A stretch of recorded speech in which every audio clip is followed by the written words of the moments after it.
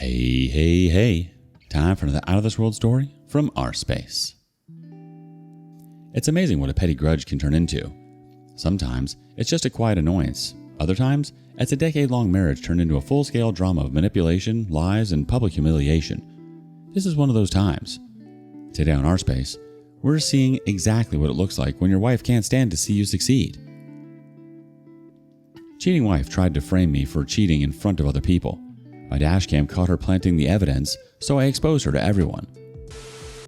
The story has already happened in its entirety, so I'm going to be typing for quite some time, but it is pretty ridiculous the way it happened. I, 36 male, have been married to Diana, 35 female, for 10 years, and in that time, I tried to love her as much as I could, but it was always one thing after another with her. When we were dating, things were perfectly fine. I looked out for red flags and didn't see any, though now I wonder if I was just letting my love cloud my vision. I maintained that I was as objective as possible back then. I personally believe that she changed when we got married. She was very agreeable while we were courting, but as soon as we got married, she started to have issues with a lot of the things that I did, and it confused me so badly. Yes, I can admit that I did things which might annoy her, like being the kind of person who squeezes the toothpaste one way while she squeezes it the other way. Neither one is objectively right, but instead of getting slightly annoyed at me because of it, she'd get really heated up, and suddenly it had turned into her personally attacking me for doing it that way. That ended up becoming the theme every time we had a disagreement or I did something in the house that annoyed her. She'd come at me as if I were ruining her life. Just from her reactions, you'd assume that whatever was heating her up was serious, only to find out that the reasons were always trivial. I tried to talk to her. I really did try to be calm and figure out if there was something that was making her more irritable.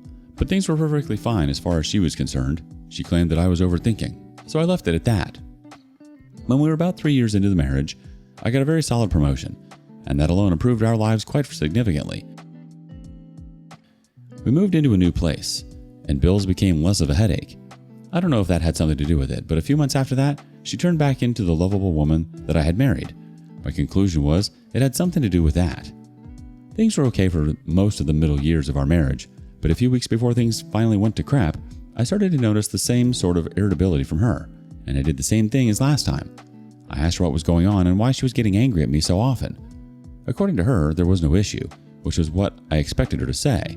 It annoyed me though because I was just trying to make things work and I had to keep trying to decipher what had her in a crappy mood on a daily basis. What was odd to me was the fact that things had only really gotten better for us. I had recently gotten a promotion and it was going to make things even better for us. I had hoped that would make things better like it did the last time, but it didn't. In fact, it mostly started after that promotion, which made it nothing like the previous time. I tried my absolute best. I really wanted her to talk to me and communicate so that we'd be able to figure out the situation together. I suggested marriage counseling. I suggested therapy for her if there was something she couldn't talk to me about. I tried my best to get us to take things slow and steady and to understand what was going on. But it was clear that that wasn't going to work because she wasn't interested in any part of it. When I asked her if she still loved me, she looked at me in a really odd way, as if what I said was ridiculous. But there was something else in her expression that I really couldn't place, and it made me think that was the answer. She softened after that, but she still maintained that there was nothing she wanted to talk about. The entire thing was so confusing to me, but I just had to accept it for what it was. There was a little get-together that some family members had planned for me. It was going to happen at our house, and I was really excited about it. It was to celebrate my promotion because I had reached a very significant position in the company. It was going to be family and a few very close friends. I told them not to make it all about me since I don't really like being the center of attention. I hoped that we'd just be able to hang out. I don't think people really need an excuse to be around their loved ones. My wife was very unenthusiastic about the idea. I initially thought that it might have been something to do with her not wanting to cater to all those people, so I let her know that we'd be able to order food on my bill instead of her needing to cook. We could go and buy chips, drinks, and order pizza and wings. That seemed to make things better, but she still didn't go back to normal. I didn't know what to do, and it started to ruin my mood at a point when I should have been happy. I told her as much. I didn't want to make things all about myself, but I let her know that her attitude was dampening my mood, and I wanted to know why she was acting the way she was because we'd be able to fix it together. Under her breath, but loud enough for me to hear, she said, "You love making things about yourself." I asked her what she meant by that, and she claimed that she hadn't said what I thought she said. I told her that she was pissing me off, and her response was, "I can't control that for you." I decided to give her space, but at that point, after 10 years together, I really started to feel like I couldn't take it anymore. It really hurt that she was nothing like the person she used to be.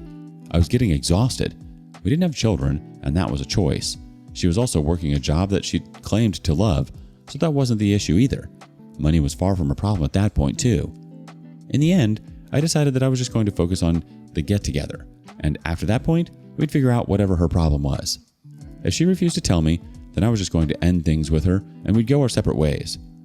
I knew it wouldn't break my heart too bad because I didn't care about her as much as I used to.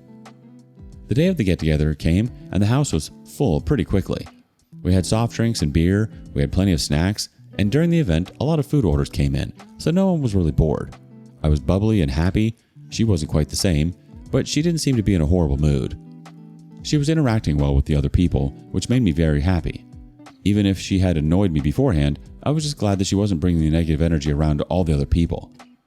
Now, this is where things took a turn that I never could have predicted in a million years. She went out of the house for a bit, and initially, I thought that there might have been an order of some kind, but she didn't come back in holding anything. She had a phone in her hand, and I didn't think much of it until she held it out and said, "What the F is this?" followed by my name. So I knew she was talking to me. The entire place went silent, which was very uncomfortable. My answer was, "A phone?" because that was what it was, and I had no idea what answer she was looking for. She asked me why she had found it in my car, and I said that I didn't know. I rarely give people rides, so I knew it wasn't that. I asked her to let me see it, and she refused to, because she said everyone else had to see it first, before I could delete the evidence. I was so confused. I had no idea what she was on about, because I only had one phone, and I had to check to make sure that it was in my pocket. I didn't want to do anything prematurely, so I waited where I was and watched as the phone was passed around, and people were looking surprised or shaking their heads at what was on it. When I finally got the chance to look at it, it was an Android phone, one of the more affordable ones, and it had no apps on it. However, there was one contact, saved as A, instead of a name. The only pictures in the gallery were pictures of a naked woman. The only major app on the phone was WhatsApp, and when I opened it, there was also only one chat. When I read through it, it was very clearly someone sexting and flirting with someone else. I was so confused that it was only halfway through reading that everything clicked. What she was trying to say was that I was the one who owned the secret phone, and the reason I had the burner was so that I could cheat on her with whoever that woman was. I was baffled. For a while, I didn't know what to say because the situation made no sense. I told everyone, but primarily her, that the phone didn't belong to me. There was no evidence that it was mine. She said that she got it out of my car, so there was no one else that it could belong to. I asked her if she was sure it was my car and not the one of the guests' cars, but she said that she wasn't stupid and could tell my car apart. She said that the person texting sounded just like me, even if there was no evidence that it was mine. I scrolled through all the messages and saw that the chats had started about a week ago. I thought back about a week ago in case I had had anyone in my car, but I hadn't, so I couldn't even say it slipped out of someone else's pocket, and she knew that. I insisted that I knew nothing about it, and before I knew it, she started to cry, which led a few of the women there to go over and console her. Everything seemed like a horrible mistake to me, but being a man, it made sense that no one was going to believe me. I wanted to go over the phone longer to find some way to prove it didn't belong to me, but she told them to take it back from me, since I would try and hide the evil I had done. I'll admit I lost my temper. I shouted and told her to believe me, because I had nothing to do with the phone, but she acted like she was scared of me. I learned later that she had told people that I had started acting all high and mighty ever since my promotion. In all of the chaos, I walked out of the house and went to where all the cars were parked. My car was parked in its usual spot, and I opened it because I needed to make sure there wasn't any surprises that I knew nothing about. My uncle, my brother, and my best friend all came out. They asked what I was looking for. I told them that I was trying to understand the situation. I wanted to see if there was anything else in my car that I couldn't explain. I told the three of them that I had no idea what was going on. I hadn't even cheated on Diana, or even come close to it.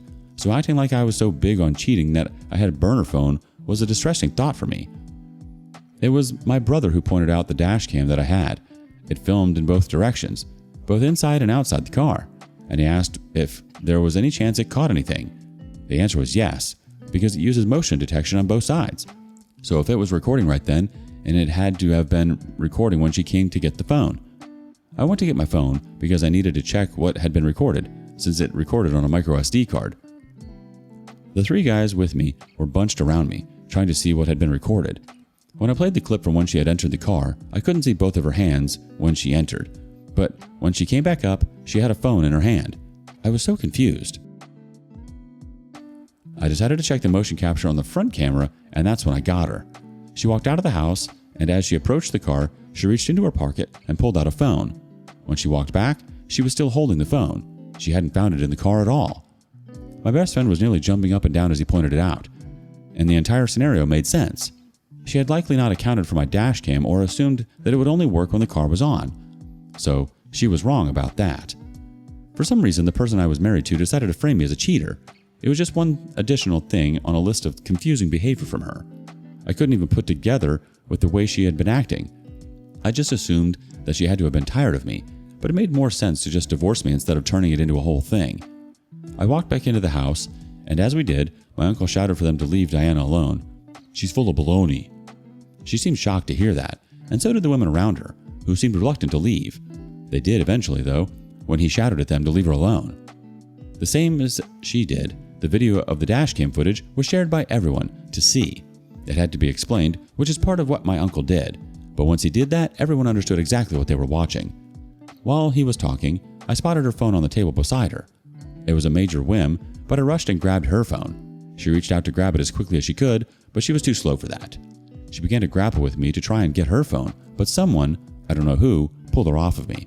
Especially because of how she had fought me, I knew that there was going to be something I wasn't meant to see on her phone. I was able to go through it without panic because people were watching her, and they were watching me too. She looked so uneasy, like she was about to start pulling her hair out. To skip the boring part, after going through her phone for just over 10 minutes, I checked her notes app, where I was able to see what was essentially a diary. There were way too many entries for me to go through everything, but one of the latest ones was her detailing her plan and her motivations. Here's exactly what it was. She loved me a lot, but she started to feel like her life wasn't going the way she wanted it to. A part of her felt like I hadn't been the right person for her to choose, but she had chosen me anyway. She had struggled with that feeling for a long time, but she was finally going to free herself, as she put it. Besides the main point, she hated the fact that I was making so much of myself and my career. She felt very bittersweet about it because the promotion was good, but she hated that I kept on winning, and she had nothing of the same to show. She wrote that she knew it was wrong, but she wanted me to see what it was like for things not to go my way. She knew that she would free herself and humble me in one fell swoop, and she'd feel better. At the end, she wrote, "And maybe things will finally be easier with Nathan." I read that out to everyone, and I immediately went to her messages and found Nathan.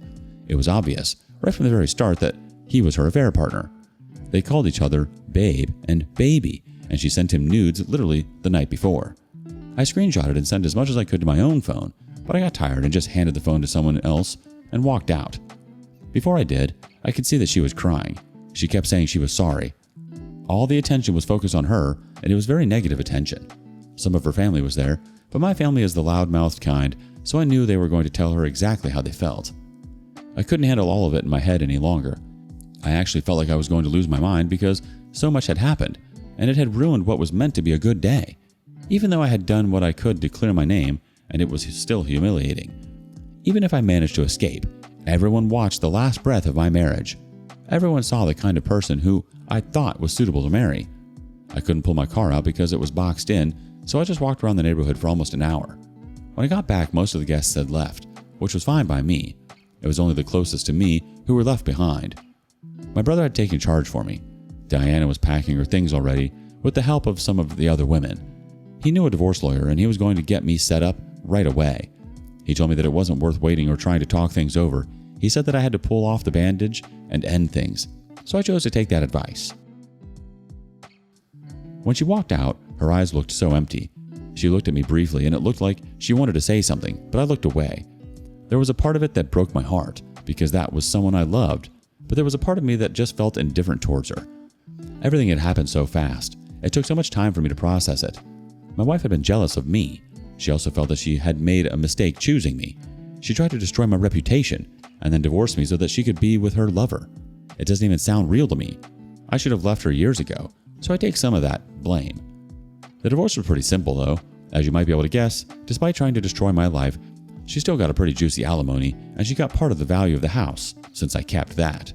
I hate the fact that I'm still tied to this woman in some capacity, but I'm also glad that I'm officially not a major part of her life any longer. I wish that I could do more, but the humiliation is enough for me. I know the story will go around, especially in the communities that my family belonged in our city. Since she's of the same ethnicity as I am, she might not be able to escape it unless she chooses to move far away.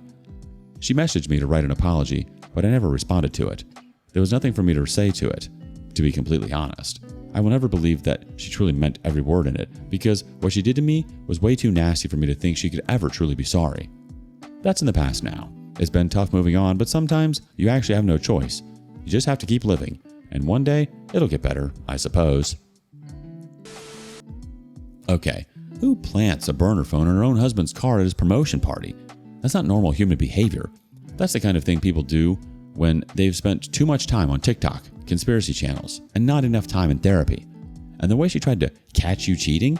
Bro, she literally walked out with the phone in her pocket and forgot that Dashcam sees everything. She couldn't even cheat at cheating properly. You escaped a person who was actively trying to sabotage your happiness because she couldn't stand watching you do well. She wanted to humble you, but ended up humbling herself in front of both families. What's the most ridiculous or extreme thing someone you trusted has ever done out of jealousy or spite? Thank you for joining us today on rSpace. Be sure to like and subscribe and hit that notification bell so you don't miss out on our next video. Until next time.